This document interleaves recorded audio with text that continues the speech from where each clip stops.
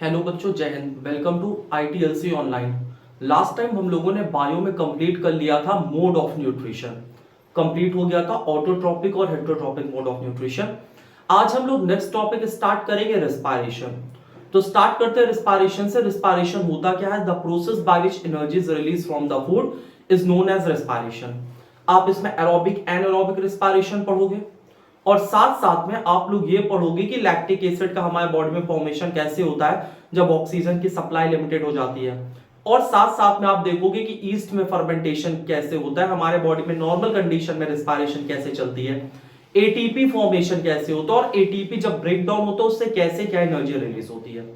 तो स्टार्ट करते हैं हम लोग, लेकिन उससे पहले हम लोगों को एनसीईआरटी में 2 एक्टिविटी दी गई है।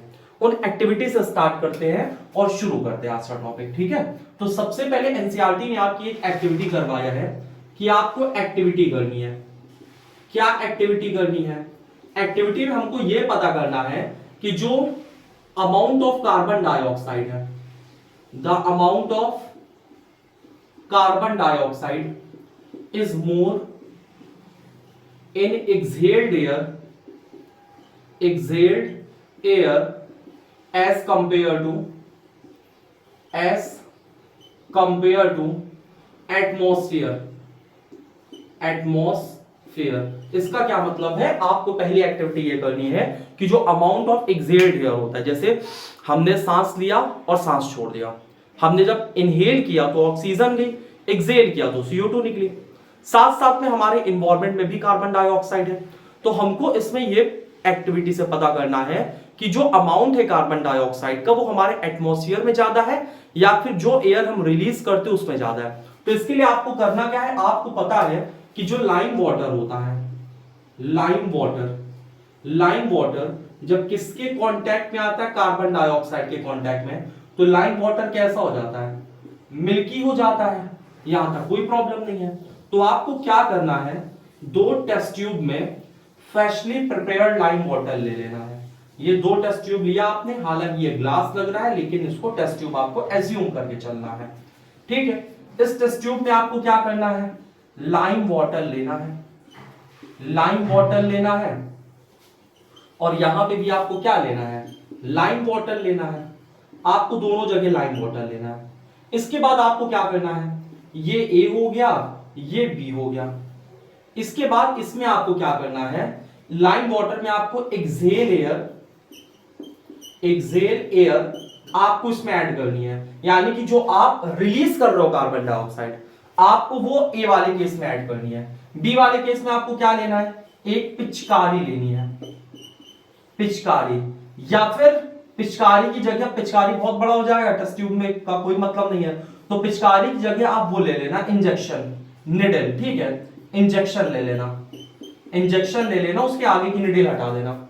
इसके बाद आपको क्या करना है? एटमॉस्फेयर से उसमें एयर भरना है और इसमें डालना है बी वाले में, और ए वाले में जो आपकी एक्सहेल एयर है वो ऐड करना है।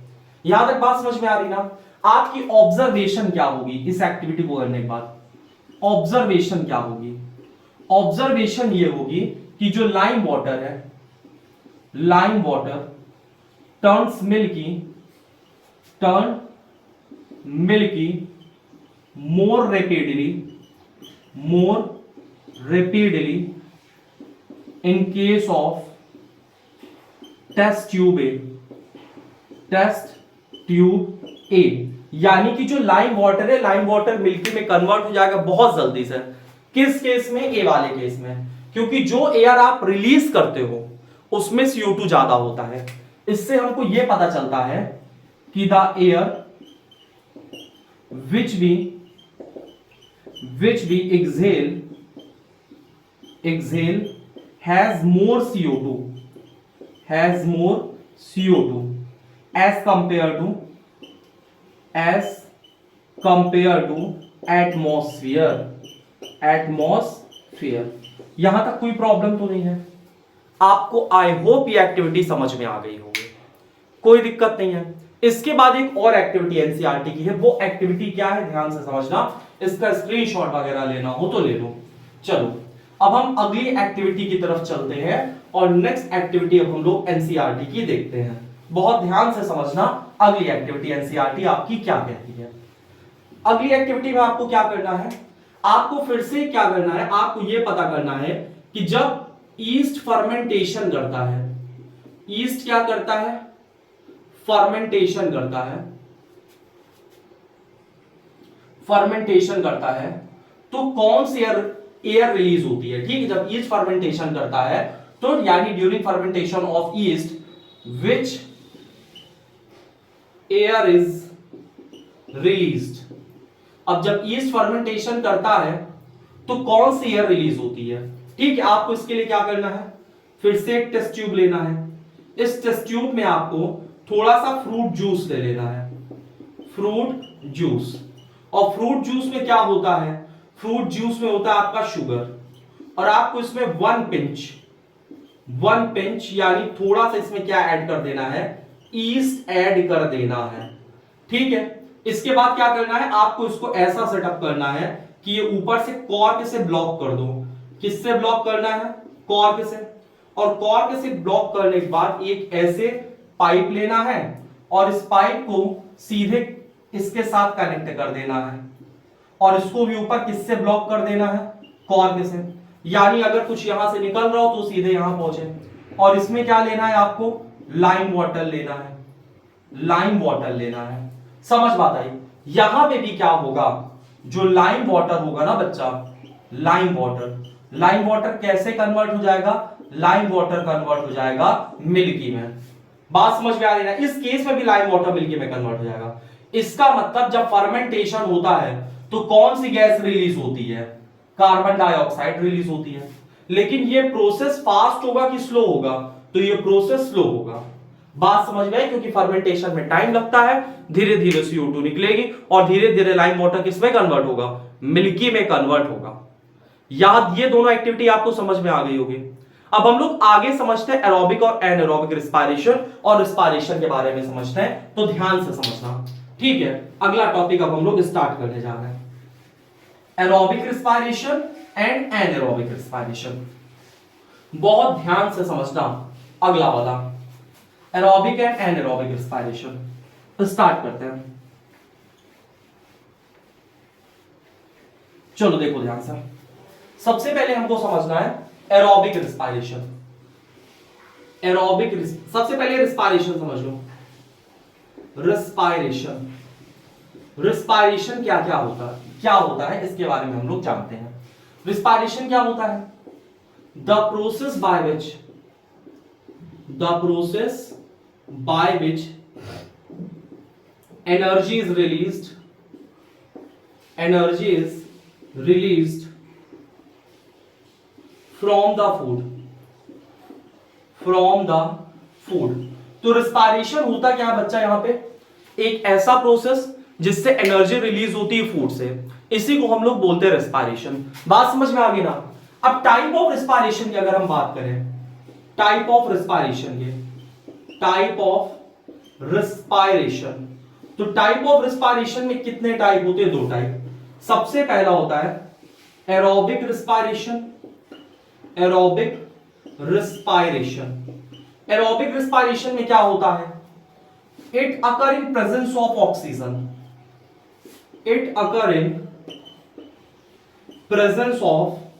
ऑक्सीजन। तो एरोबिक रिस्पायरेशन किसकी प्रेजेंस में होता है, ऑक्सीजन के प्रेजेंस में होता है। और एक इंपॉर्टेंट चीज, इन एरोबिक रिस्पायरेशन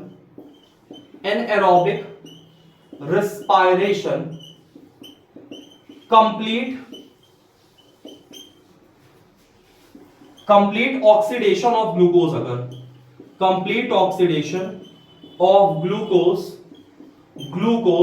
अगर, तो एरोबिक रिस्पायरेशन में ग्लूकोज का कंप्लीट ऑक्सीडेशन होता है। कंप्लीट ऑक्सीडेशन का मतलब कंप्लीट ब्रेकडाउन होता है, and it result in release of huge amount of energy. ठीक है, तो एरोबिक रिस्पायरेशन में क्या होता है, it result in release of huge amount of energy, huge amount of energy.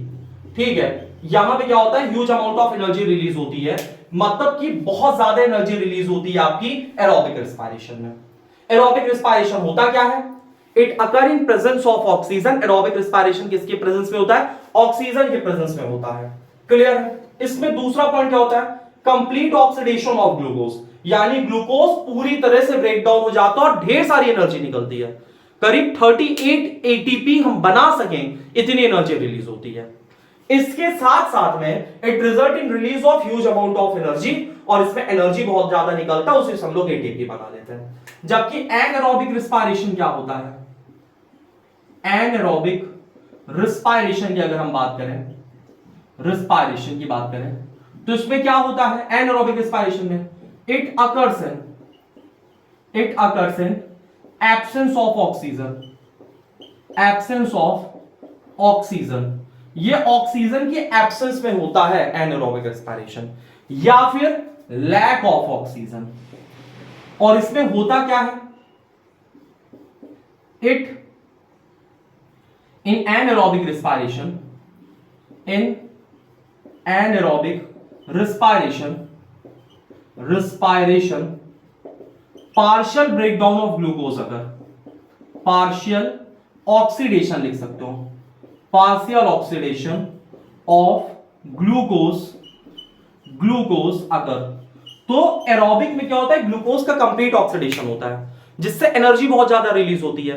जबकि एनारोबिक के केस में क्या होता है? पार्शियल ऑक्सीडेशन होता है ग्लूकोज का, यानी कि ग्लूकोज पूरी तरह से ब्रेक डाउन नहीं होता है। बात समझ में आ रही है ना? और यहां पे एनर्जी कम रिलीज होती है। तो एनारोबिक रिस्पायरेशन में क्या होता है? Energy released is less as compare to aerobic respiration, aerobic respiration. यहां तक कोई प्रॉब्लम तो नहीं है? नहीं होनी चाहिए। अब आगे हम लोग अगला टॉपिक समझते हैं कि ये रिस्पायरेशन चलता कैसे है। एरोबिक और एनारोबिक रिस्पायरेशन को हम लोग डिटेल में समझते हैं कि इसमें क्या क्या प्रोसेस होता है। उन सारे प्रोसेस के बारे में अब हम लोग अगले टॉपिक में समझेंगे। तो ध्यान से समझना अगला टॉपिक कि रिस्पायरेशन में क्या क्या चीजें होती हैं और इसमें क्या क्या हो रहा है। इसमें हमको दो चीजें पढ़नी है, ग्लाइकोलिसिस पढ़ना है, क्रेब्स साइकिल पढ़ना है। इसके साथ साथ में ग्लाइकोलिसिस क्रेब्स साइकिल के साथ साथ हमको फर्मेंटेशन के बारे में भी पढ़ना है। तो अब ध्यान से देखो इसमें होता क्या क्या है और इसको समझो। सबसे पहले हमारे पास यहां पे ग्लूकोज है, ध्यान से देखना है एक चीज, ये ग्लूकोज है। तो सबसे पहला स्टेप क्या होता है? ग्लूकोज का ब्रेकडाउन। ग्लूकोज टूटता है, कहां टूटता है? साइटोप्लाज्म में, और इस प्रोसेस को बोलते हैं हम लोग ग्लाइकोलिसिस। ग्लाइकोलिसिस, ये क्वेश्चन एग्जाम में पूछा जाता है कि ग्लाइकोलिसिस कहां होती है। तो ग्लाइकोलिसिस होती बच्चा साइटोप्लाज्म में। एरोबिक कंडीशन के अंदर कि एनारोबिक? तो ये होती है एनारोबिक कंडीशन के अंदर, यानी कि ग्लाइकोलिसिस होने में हमको ऑक्सीजन की जरूरत नहीं होती है। इससे फॉर्मेशन क्या होता है? Pyruvic acid, pyruvic acid. यहां तक बात समझ में आई? ग्लूकोज कितने कार्बन का है? 6 कार्बन का। पायरुवेट कितने कार्बन का है? 3 कार्बन का। तो पायरुविक एसिड के कितने मॉलिक्यूल बनते हैं? 2 मॉलिक्यूल बनते हैं। मॉलिक्यूल 2 हैं लेकिन कितने कार्बन कंपाउंड है? 3 कार्बन कंपाउंड है पायरुविक एसिड। यहां तक बात समझ में आ रही ना? और पायरुविक एसिड का फॉर्मूला है CH3 C double bond O single bond COOH। ये CH3 एल्किल ग्रुप है, CO कीटोन है, और COH क्या है? कार्बोक्सिलिक ग्रुप है।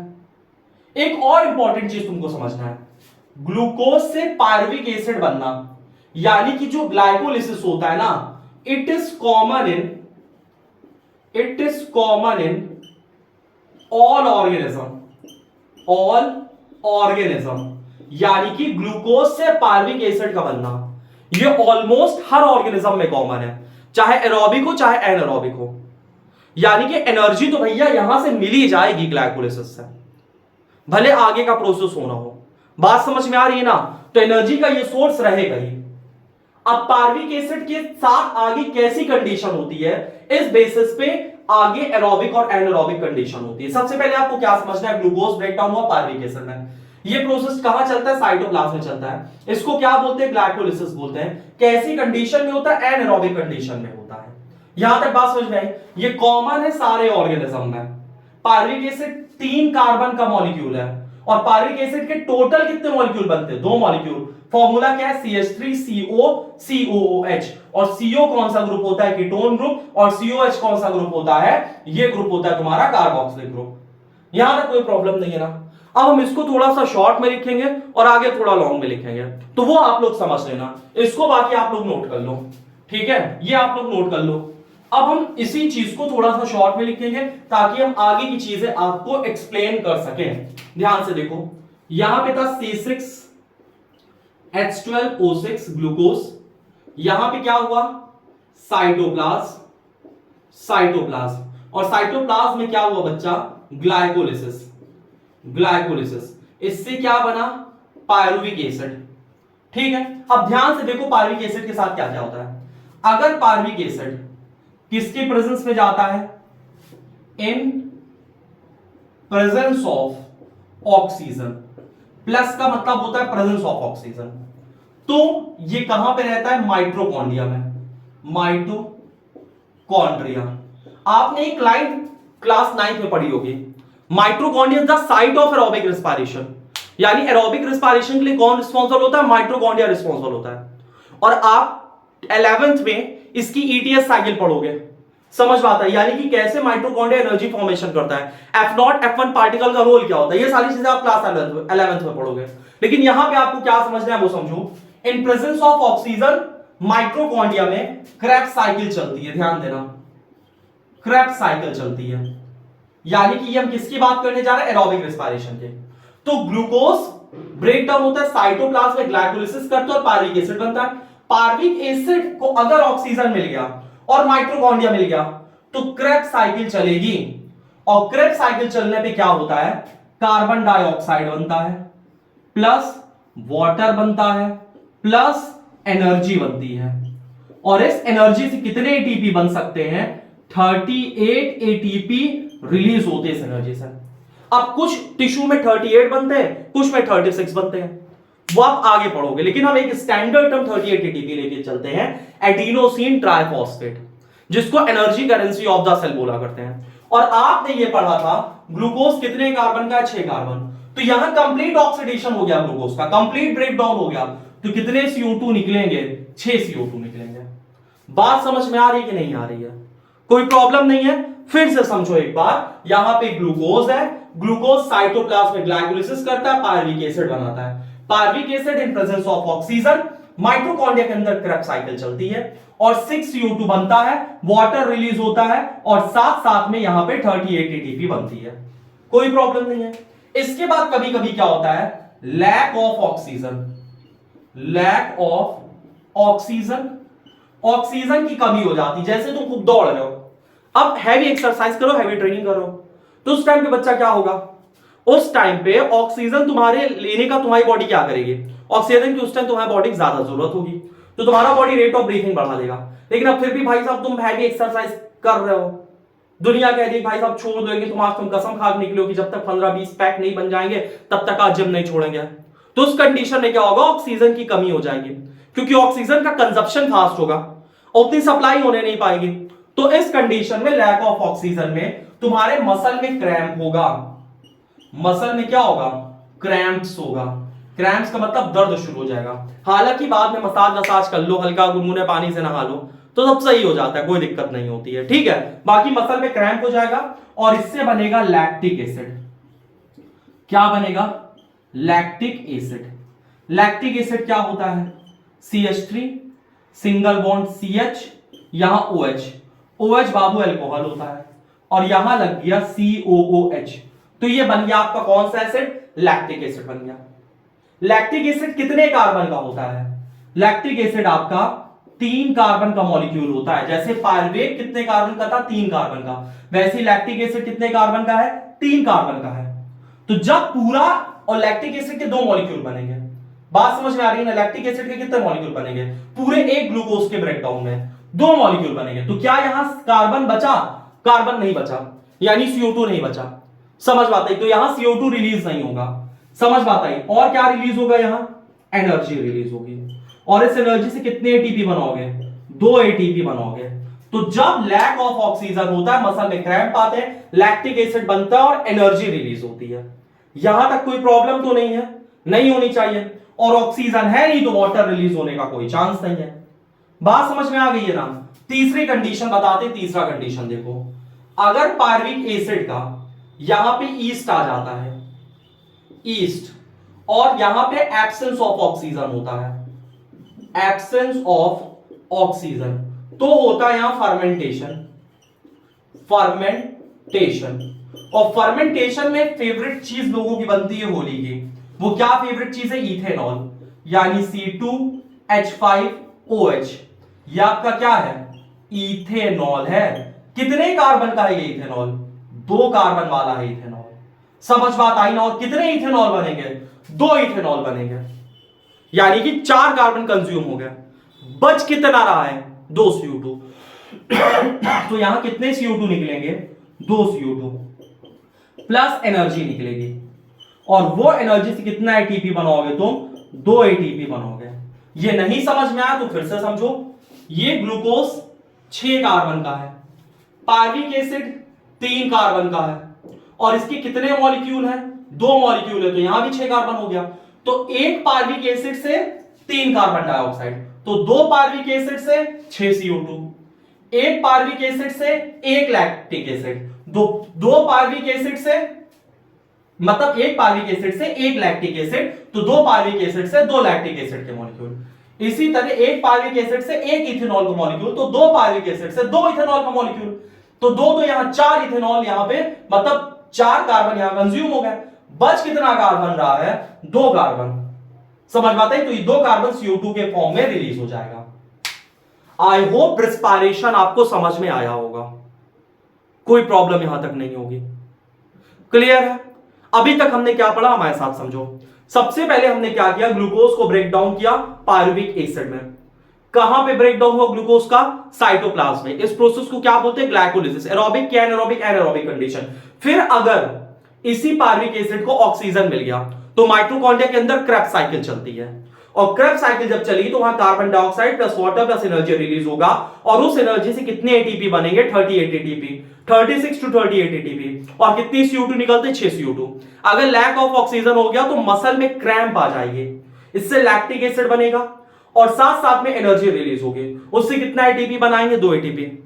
और अगर एब्सेंस ऑफ ऑक्सीजन हो गया तो पायरुविक एसिड का ईस्ट के अंदर फर्मेंटेशन होगा, और फर्मेंटेशन के बाद किस चीज का फॉर्मेशन होता है, इथेनॉल का फॉर्मेशन होता है। कौन सी गैस रिलीज होगी, कार्बन डाइऑक्साइड। और कितनी एनर्जी निकलेगी, इतनी एनर्जी जिससे हम 2 एटीपी बना लें। यहां तक कोई प्रॉब्लम नहीं है। अब ये एनर्जी यूज कहां पे होती है, ध्यान से देखो, ये एनर्जी यूज कहां पे होती है, इसको रख कर रहे हैं, आगे का पॉइंट आपको समझाते हैं, उसको आप समझो। ये एनर्जी आपकी यूज कहां पे होगी, बहुत ध्यान से समझना। चलो देखो, ये एनर्जी आपकी यूज कहां से होती है और कैसे होती है। The energy released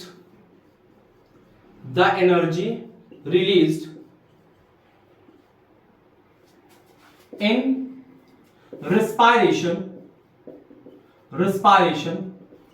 is used in formation of adenosine triphosphate यानी कि एटीपी। तो जो एनर्जी रिलीज होगी रिस्पायरेशन में वो कहां पे यूज हो जाएगी, एटीपी को बनाने में यूज हो जाएगी। कैसे यूज होती है, ध्यान से देखो। हमारे पास एक लो एनर्जी कंपाउंड है एडिनोसिन डाइफॉस्फेट, इसके साथ हमने मिला दिया इनऑर्गेनिक फॉस्फेट, यानी एक फॉस्फेट और जोड़ दो। समझ बात आई।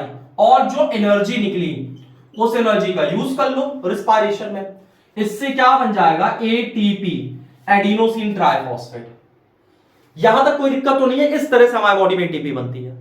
और हमने एटीपी बनाया क्यों, अब जो एनर्जी रिलीज हुई भाई साहब तुरंत यूज नहीं हुई तो क्या करोगे, स्टोर करके रखोगे ना, जब जरूरत होगी तब यूज कर लोगे। बात समझ में आई। तो ये एटीपी हमारे बॉडी में किस काम में आती है, it is responsible for endothermic reaction, endothermic reaction, या हमारे बॉडी में जो भी इंडोथर्मिक रिएक्शन होती है उसको करवाने के काम में आती है एटीपी।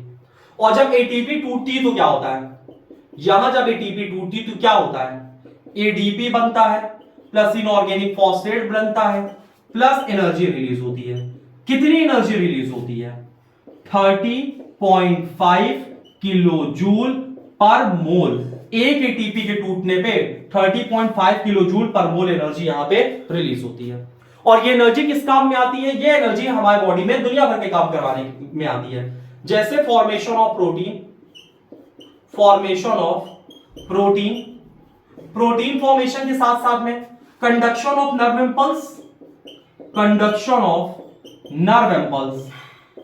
इंपल्स के कंडक्शन में काफी इंपॉर्टेंट रोल प्ले करती है। इसके साथ साथ में और किस काम में आएगी, प्रोटीन बन गया, कंडक्शन ऑफ नर्व इंपल्स हो गया, समझ बात आई। Contraction and relaxation of muscle, relaxation of muscle, यानी कि हमारे मूवमेंट में मदद करती है और लोकोमोशन में मदद करती है। बात समझ में आई। तो एटीपी का हमारे बॉडी में ये सारा यूज होता है। यहां तक चीजें आई होप आपको रिस्पायरेशन अच्छे से समझ में आया होगा। अब हम लोग थोड़ा नेक्स्ट टॉपिक की तरफ चलेंगे। Exchange of gases in plant समझना है और rate of breathing terrestrial organism में समझना है और एक्वेटिक ऑर्गेनिज्म में समझना है। बाकी नेक्स्ट क्लास में हम लोग एक इंपॉर्टेंट चीज पढ़ेंगे। वो इंपॉर्टेंट चीज क्या होगी कि ह्यूमन में एक्सचेंज ऑफ गैसेस कैसे होता है और जो रिस्पायरेटरी ऑर्गन होता है उसका फीचर क्या क्या होता है। ठीक है, रिस्पायरेटरी ऑर्गन हम लोग अगले टॉपिक में पढ़ेंगे। बाकी अभी दो चीज हम लोग और कवर कर लेते हैं। सबसे पहली चीज हम लोग क्या कवर करेंगे, एक तो तुम्हारा प्लांट में गैसियस एक्सचेंज कैसे होता है, तो समझते हैं। Gaseous exchange in plant, gaseous exchange in plant. बच्चा प्लांट में गैसेस एक्सचेंज कैसे होता है आपको ये समझना है। तो प्लांट में दो प्रोसेस चलता है। सबसे पहला दिन के समय क्या क्या चलता है, दिन के समय पहले चलेगा फोटोसिंथेसिस। फोटोसिंथेसिस क्या होता है, carbon dioxide plus water in the presence of sunlight and chlorophyll. किस चीज का फॉर्मेशन होगा, C6H12O6 plus O2 plus H2O। Balance सही कर रहे हैं, समझो तुम लोग, ठीक है, बैलेंसिंग। और साथ साथ में क्या चलेगा दिन के समय, ये तो एक तो फोटोसिंथेसिस चल रहा है प्लांट में, और साथ साथ में क्या चलेगा, रिस्पायरेशन, यानी C6H12O6 प्लस O2 क्या बनेगा, carbon dioxide plus water plus energy. तो ये दोनों प्रोसेस प्लांट में कब चलता है, दिन में चलता है। समझ बात आई। दिन में फोटोसिंथेसिस भी चलता है, दिन में रिस्पायरेशन भी चलता है। जबकि अगर हम रात की बात करें तो रात में क्या चलता है, सिर्फ रिस्पायरेशन। C6H12O6 प्लस O2 क्या बनेगा, carbon dioxide plus water plus energy.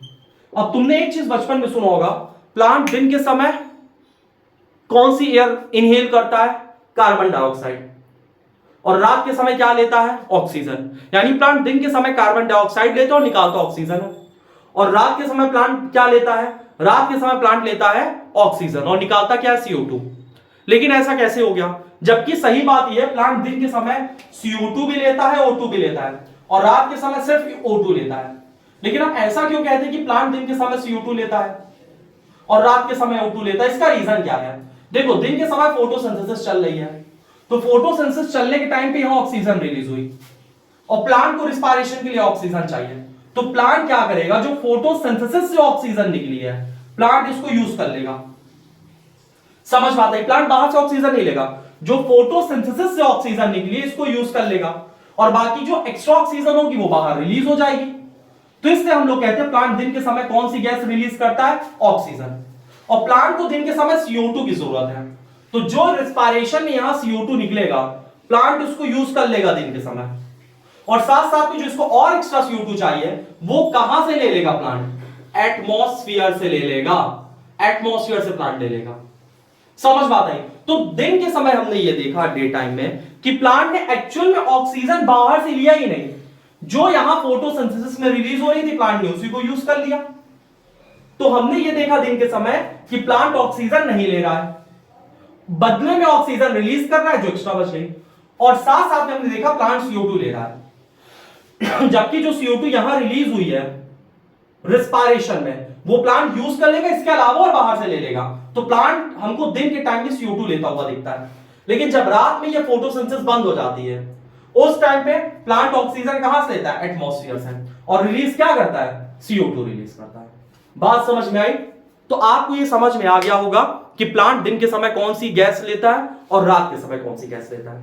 Clear है ना? जैसे ही आप एटीपी वाला पोर्शन खत्म करोगे, उसका अगला जो पैराग्राफ है उसमें यही एक्सप्लेन किया हुआ है। तो आप इसको प्रॉपर वे में देख लेना और एनसीईआरटी से जरूर पढ़ लेना। यहां पे क्लास करने के बाद एनसीईआरटी एक बार जरूर पढ़ा करो, क्योंकि प्योर एनसीईआरटी चल रही है। अब आगे की बात करते हैं, ध्यान से देखो। अगला टॉपिक है rate of breathing in terrestrial and aquatic organism. ध्यान से देखो अगला, रेट ऑफ ब्रीथिंग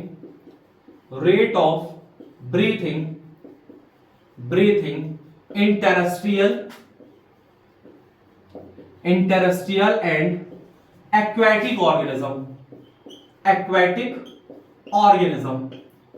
ऑर्गेनिज्म।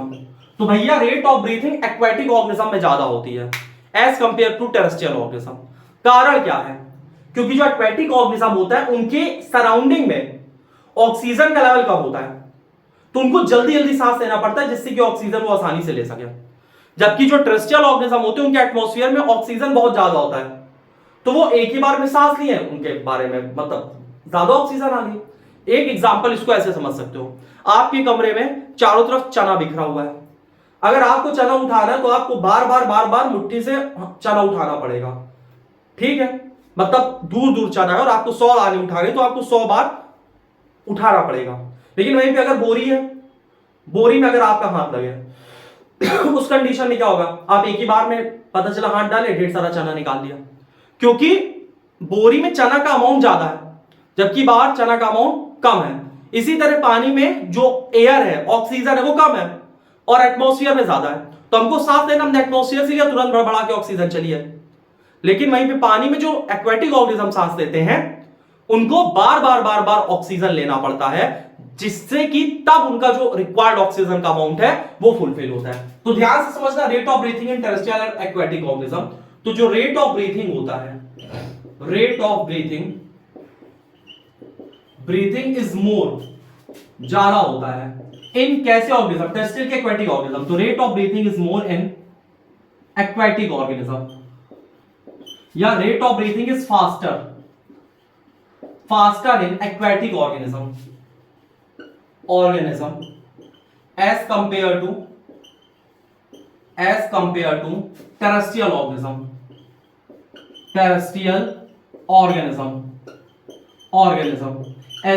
ऐसा क्यों होता है? Because the amount